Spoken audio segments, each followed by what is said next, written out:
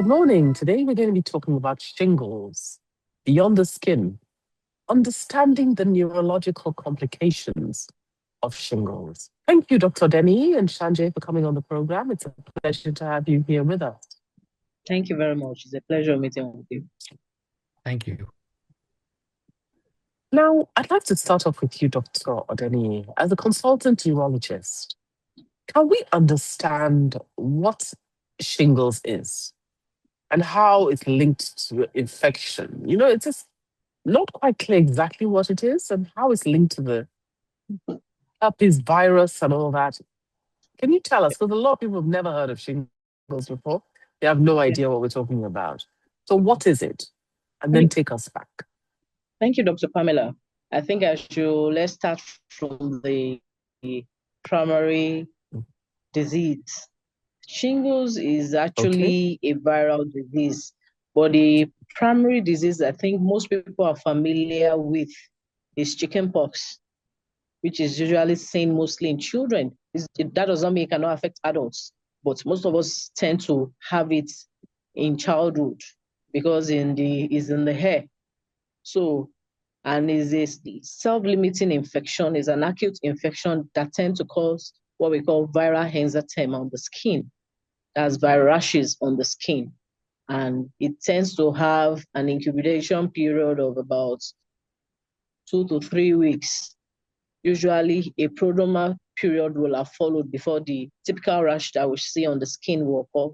Prodromal symptoms like fever, body pains, fatigue, and the rest of them like that. So usually when we talk about shingles, we are now referring to when it's presenting with affectation of the nervous tissue. So shingles is also known as herpes zoster.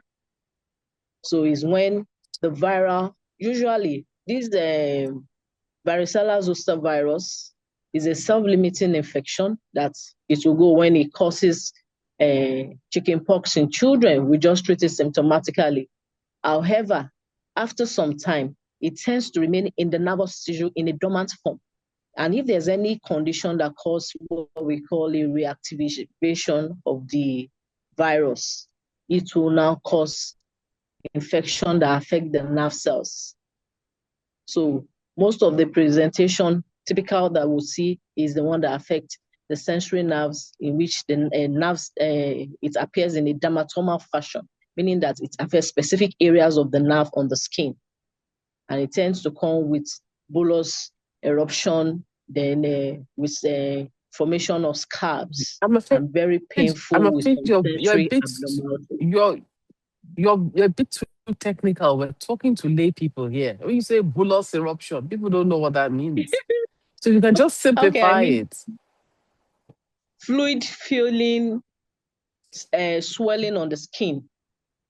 I think that will be proper context to describe it. Yes, they are like swelling, but they will contain fluids. And after some time, the fluid can rupture and then it can form scabs on the skin.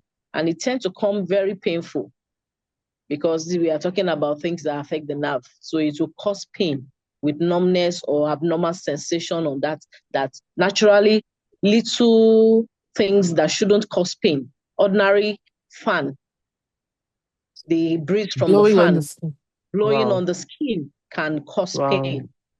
So those are the symptoms that shingles naturally will present with.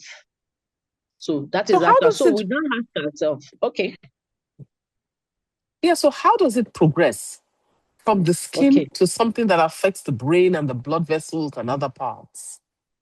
So just like I've said earlier, I said most of the time when you have it as shingles, there is reactivation. And what are the things that can cause it to reactivate that? That is to come up again after being in dormant state for a long time.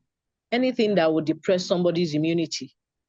Most of the time, immunosuppressive illness like HIV, AIDS, sometimes excessive stress in some people, and also aging in others, especially elderly, as the immunity tends to dwindle as one ages. So it can cause the reactivation. And by progressing through the nervous tissue, it can go to any part of the nervous system.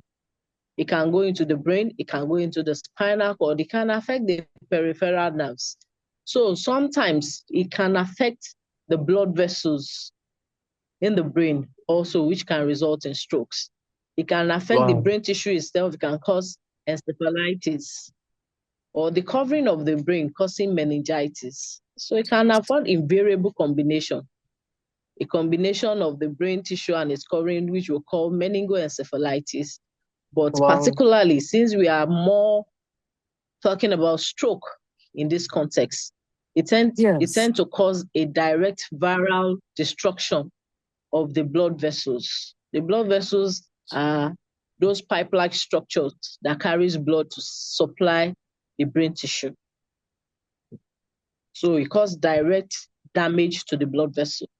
And it can present in any form of stroke. It can be the one in which a person will bleed into the brain's substance, or the one there will be formation of clot obstruction to proper flow of blood. Or sometimes it can even destroy the blood vessel, causing like a balloon-like dilatation of the blood vessel that we call aneurysm, in which that can burst and also cause hemorrhagic stroke.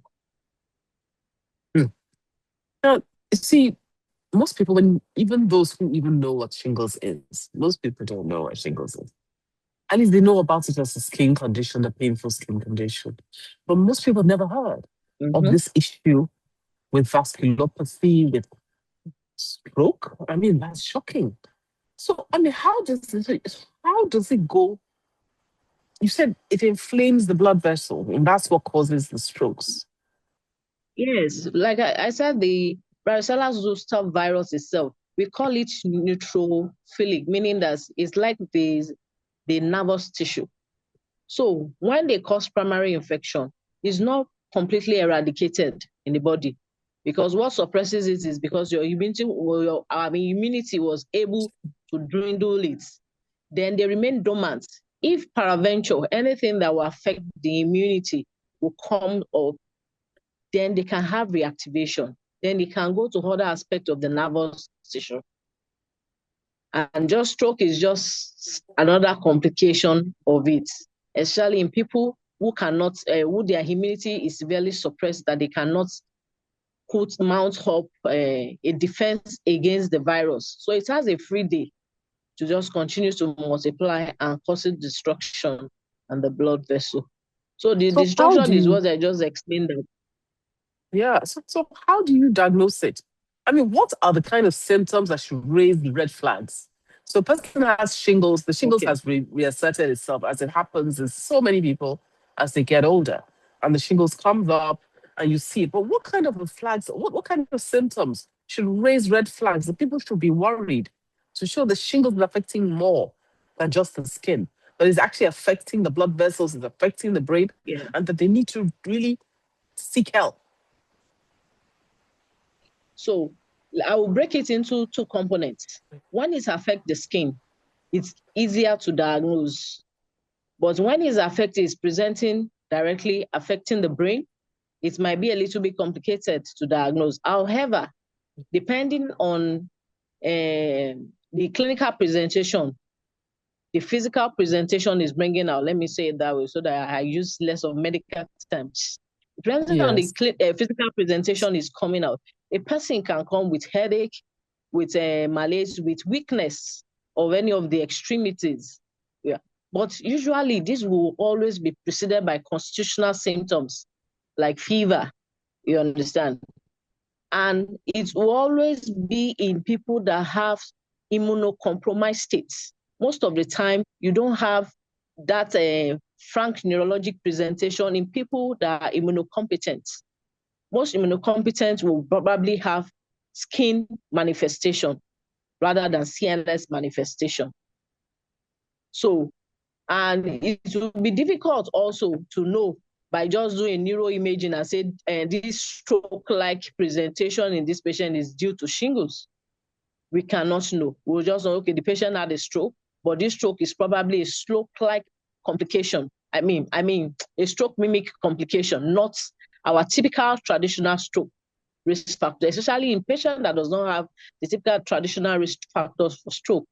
So it will be likely that that patient, you may need to you take the CSF and analyze for DNA of the varicella zoster virus.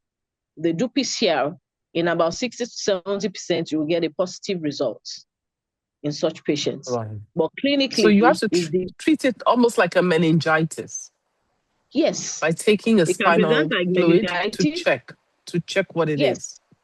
Yes, because of that presentation. Because any infection itself, any infection that affects the CNS can cause stroke. We should have that at the back. So, and virus is also an infection, of which varicella itself is part of a viral. So anything, so you need to know which viral agents. And since we don't usually culture viral agents, we rely on PCR. PCR.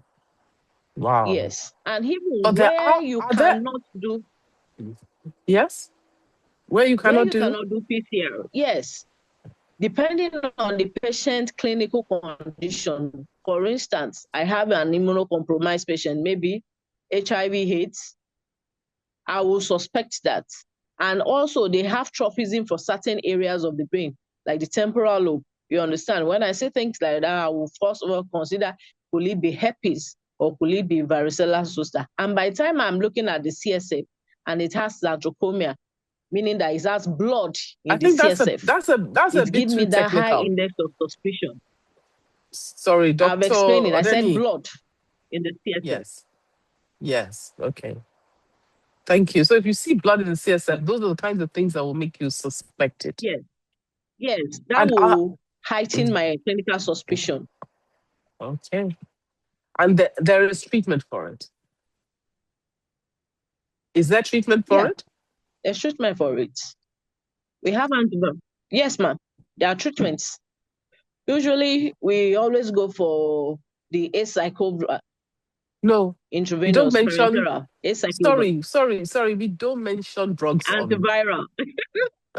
Please, just say that. Just describe that we have treatment. We don't mention drugs on the radio. People just go into a pharmacy and buy it. So talk about it. Is there treatment for it? Yes, there's treatment for it. We have it in oral as well as in injectables, depending on the patient's clinical history. The way you treat it in patients who are immunocompetent might be a little bit different from those who are immunosuppressed. Meaning that people that have low immunity, you may need to consider parenteral route, meaning IV drugs. Whereas patients that have good immunity, you can do oral drugs, especially if they can tolerate. Okay, thank you very much. Thank you, Sanjay, for coming on the program to share your story with us. Can you share how your shingles journey began and what were your first symptoms? Okay, right. So I know all the dates. On April 15th, I started getting these scarring, like Dr. Odeniyi said, about scabs on my forehead. And within 2 days, I went to see my doctor, and immediately she diagnosed it as shingles. And I got the medicine, which is the 7-day course of antiviral medicine, that standard that everyone gets for shingles, and thought nothing of it. Absolutely thought, okay. And within 4 or 5 days, the scarring went down. And fortunately for me, I had no pain. So I was very, very lucky. But other people I've heard have gone through severe pain. And it was on my forehead. And a week later, the scarring has gone down to minimum and I was back to normal. And I went back straight to my stressful life and all that. And it was 2.5 months later, on July 1st, on my birthday, I went to see my mom, did everything, went out for coffee. And in the afternoon, I sat down and suddenly I couldn't see through one eye. And I just thought maybe I was tired. I closed my eyes, opened my eyes, and so on. And like 10 minutes later, I was worried. So I started walking up to next floor to see my wife. And when I struggled to get to the first floor, and she looked at me and said, "What's going on?" I couldn't talk, couldn't say anything. So she made me sit down. We called the ambulance. I was in London at this time. She called the ambulance. They came. They spoke to her on the phone and said, "All right, can he do all these movements?" So I touched my hand, touched my nose and all that. By that time, I was able to do that. And then they asked me, can you say the sentence? And at that point, I could speak. So they were like, surprised. Okay, right. Okay, we'll send the ambulance, but in 40 minutes. And the ambulance came an hour later, but I managed to tell my wife, let's go back downstairs and wait for the ambulance. So I went back and I was completely normal. So I had a 30-minute episode and then I was completely normal. Absolutely as if nothing happened. Went back downstairs, sat down, ambulance came an hour later, and they started doing the ECG, testing this, and they did the same test. And they were talking to the doctor to see whether they should send me to emergency or to the stroke unit. At that point, I was trying to flag my wife, my daughter, say, look, it's happening again. And they immediately took me straight to the hospital. And my one side, on my right side, I had no movement, but I was able to talk. I was able to see. And I knew the whole journey to the hospital. They went straight to the hospital, straight to CT scan. On the way up from the CT scan, I was back to normal, completely back to normal. All right. So luckily, I had a very senior doctor consultant there who then looked at it. We told him, told the whole history. At that point, we mentioned shingles a couple of times, but nobody picked it up. They were treating as a TIA, which is a mini stroke. And they said, we'll do an MRI and all that. So I was kept overnight, monitored throughout the night. Everything was normal. Blood pressures, everything was absolutely no symptom. And by the way, from April to July, the only symptom I had was that I was just had a little bit of a scratch on my top of my head, but no rash. It was no rash. It was just like a little itchiness, but without any rash. But anyway, so and it took, I mean, from the MRI, I had two clots. One was an older clot, which I was in Lagos at the time. I didn't know about it. And the clot, a more recent clot, but they said that there was no damage, everything's okay. And it was 3 weeks before, and I had gone through several surgeons, and they were fascinated with the case because they couldn't understand why I had a stroke. My cholesterol was decent, everything was okay. And they invited me to a panel where there was a doctor, a very senior doctor, who identified that this is shingles related. And it's the name that I mentioned, zoster vasculitis or something. Varicella zoster. That's it. And immediately put me on the same medicine I took in April, take it again for 1 more week. In the middle of my session, on the third or fourth day, I got a message from her to say, you need to do a lumbar puncture and then check if the infection has gone into your blood. So I had to stop my thinners and all that for a week. And then the 5th week, they said, okay, do the lumbar puncture. And immediately they said, you're fully infected in your veins. You need to come in and do IV of the same medicine, same shingles medicine for 2 weeks. So I got admitted to the hospital, and for 2 weeks, 3 times a day, they would inject me with the medicine.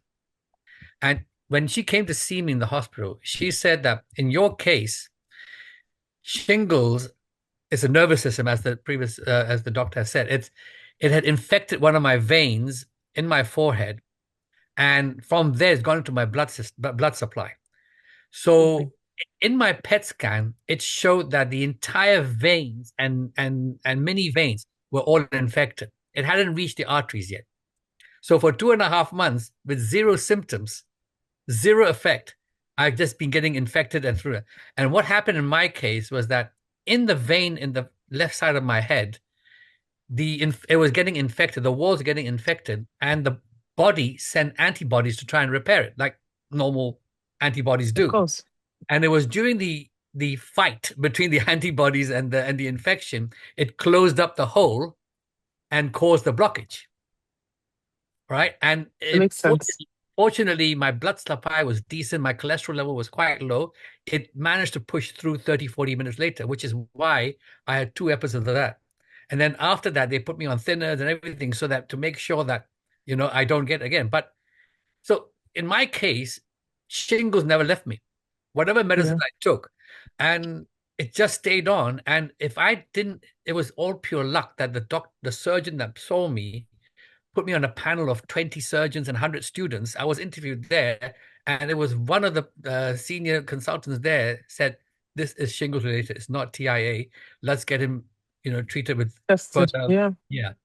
And it was actually, when you hear about it, it was quite scary. And I count myself lucky to get a stroke, because if I didn't get the stroke, this would have been still going on. My infection would have been continued going on. And one of the takeaways is that I start spreading this news out to all my friends, some Nigerians, some Indians, and all that. And so many people have come back to me and said, "Oh, we had shingles, and then 5 months later we had arthritis." I said, "It's could be linked." We had a liver problem. It's linked. Somebody had an eye problem from Abuja, told me they had eye problem. I said, it's got to be linked. And these are things that people don't realize, that shingles might be a straightforward viral thing that you can take tablets for, but it's still there in your body. It doesn't kill it. It's still there. The shingles medicine suppresses shingles, but it doesn't get rid of it. So that I'd like to then dash back to our doctor. We don't have much time. Dr. Odeniyi, then, since we know this, what can you do about prevention? Is there anything people can do to reduce their risk of getting severe shingles complications? I mean, is there any role? What is the role of vaccination, especially in older adults? Because as we get older, our immunity goes down. What can be done? So for the elderly, we usually consider immunizing them as giving them vaccination, especially from age of 60, 65. In Nigeria, we tend to look at age of 65 and above, because as everyone goes older, the immunity dwindles, and also there are other risk associated groups that you consider. Pregnant women, you don't want a pregnant woman to have shingles so that they don't give it to the unborn baby, because the infection will be quite serious in children. They can have strokes too. Also, for people who have received an organ transplant, or people who are on immunosuppressant for certain diseases that put them at risk of low immunity, those are the category of people you actually want to immunize. Because as we all know, about 90% of us will have had it in our childhood as chickenpox, and we've actually built immunity over time. But it's just what brings it as reactivation is when there's a suppression in our immunity, and that is when it goes out of way to cause all characteristics of manifestations. So do you have any last words for our listeners? So for our listeners, if they have any form of rash, I think the proper thing is to get to the hospital. Shingles. However, shingles tend to be in people with low immunity. However, even those with good immunity can still come down with it if they face certain stressful conditions. So it's always good to seek a doctor's advice, not to do self-treatment. Thank you. Thank you very much. Can I say something very quick? Yes, certainly. Okay. All I'm saying is that, yes, everything she said is correct. But when somebody gets a viral issue like this, shingles, they take the medicine, great, there's no problem. But they should, for 2 weeks after taking the medicine, take it easy. Most people on this 8th day, they're out there back to their normal life. I think that the takeaway for me is that at least for 2 to 3 weeks after you've taken your course of medicine, you should just take it easy, not overstress yourself and not overdo things, just to let the medicine finally suppress whatever you had. That just goes with not only shingles, with pretty much everything. That's my takeaway from that. Okay, thank you very much for that. I think it's very important that we all do take our health more seriously. Thank you. Thank you for watching. Please like, share and subscribe for new video updates.